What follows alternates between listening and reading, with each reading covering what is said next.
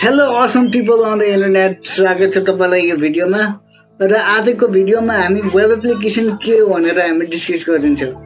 Web application भनेको के हो त? वेब एप्लिकेसन भनेको एउटा यस्तो एप्लिकेसन हो जसलाई दुनियाँको कुनै पनि पार्टबाट हामीले एक्सेस गर्न सकिन्छ ब्राउजरबाट।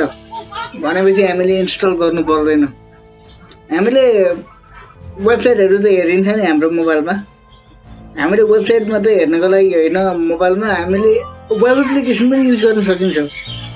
हामीले इन्स्टल गर्नु पर्दैन। वेब एप्लिकेसनको म एउटा एक्जाम्पल दिन्छु। अब जुन हाम्रो त्यस्तै हामीले के गर्नुपर्ने छ, हामीले हाम्रो इमेज छ यसलाई ब्याकग्राउन्ड रिमुभ गर्नुपर्ने छ। remove.bg यदि टाइप गरिसकेपछि एउटा वेबसाइट खुल्छ। त्यहाँ गएर हामीले ब्याकग्राउन्ड रिमुभ गर्न सकिन्छ। कुरा यो वेबसाइटको मात्रै हैन, हजारौं एप्लिकेसन छ जसले यस्ता कामहरु गर्न सक्छ। जस्तै भिडियोको ब्याकग्राउन्ड रिमुभ गर्नु पर्यो, वन क्लिकमा हुन्छ, कुनै प्रब्लम छैन त्यसमा। जस्तै अब हामीले म्याथमेटिक्सको प्रब्लम सल्भ गर्नु पर्यो, सानोतिनो हुन्छ, स्टेप बाइ स्टेप प्रोसिजरहरु देखाइदिन्छ कसरी म्याथ सल्भ भएको भनेर। अनि वेब एप्लिकेसन खतरा हैन त?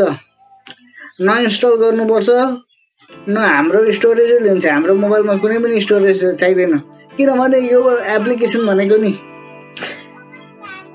सर्भरमा चल्छ। सर्भर भनेको कम्प्युटर जुन 24 घण्टा चलिरहेको हुन्छ।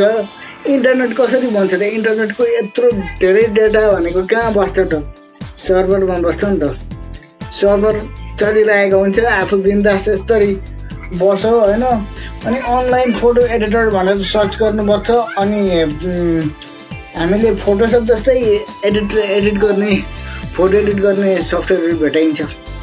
अहिले त यस्तो जमाना आइसक्यो कि हामीले ट्याब्लेटहरु, यो जुनै पनि विन्डोज 10हरु हुन्छ, हामीले यता युज गर्नु पर्दैन।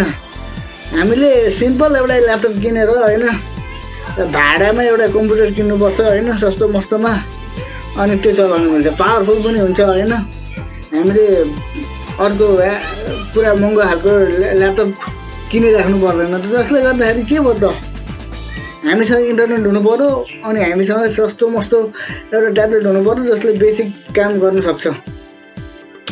त्यसो भएपछि हामीले त अब ल्यापटप हराउला कि चोरले लग्ला कि भनेर हामीले चिन्ता गर्नु पर्दैन। किन? हाम्रो वेब एप्लिकेसन कसले चोर्छ? हाम्रो वेब एप्लिकेसन कसैले पनि चोर्न सक्दैन। त्यही भएर त अहिले वेब एप्लिकेसनको जमाना छ त। क्लाउड कम्प्युटिङ भन्छ, त्यो अर्कै पाटो हो। फाइदाको चिज छ।